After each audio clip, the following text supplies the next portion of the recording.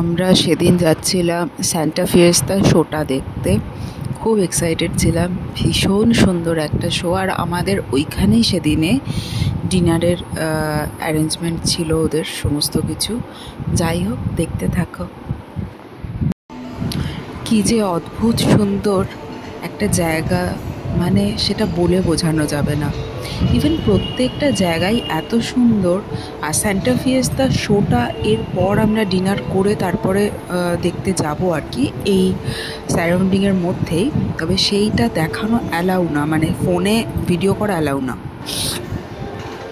সত্যি বলতে মনে হচ্ছিল একটা স্বপ্নের মতন। খাবারগুলো তো মানে অত খাবার খাওয়া যায় না, মানে গুণে শেষ করা যাবে না, সে তো আছেই। ভীষণ মজা করছিলাম। যাই হোক, তো সেটাই, অ্যাম্বিয়েন্সটা এত সুন্দর, বাচ্চাদের গেলে তো মানে এত ভালো লাগবে। আমাদেরই এত ভালো লাগছে, আমরাই মনে হচ্ছে বাচ্চা হয়ে গেছি। আর সত্যি কথা, ভীষণ সুন্দর, ভীষণ সুন্দর। ওটা বলে বোঝানো যাবে না, এত সুন্দর। মানে ভিডিওতে তো এত ভালো বোঝাই, কিছুই বোঝা যায় না সেইভাবে। তো মানে চাক্ষুষ না দেখলে ঠিক এই জায়গাগুলো বোঝা যায় না। ভীষণ সুন্দর, অনেকটা ওই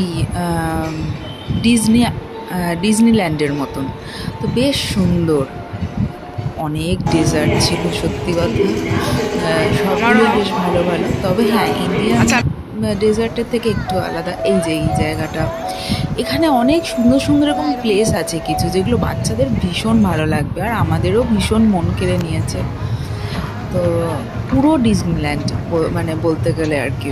আমি যদিও যাইনি, কিন্তু যতটুকু ফোনে দেখা আর কি, তো অনেকটা তার সাথে রিলেট করাই যায়। তো এরপর আমরা এখন খাওয়া দাওয়া শেষ করে আমরা এখন যাচ্ছিলাম আর কি ওই শোটা দেখতে।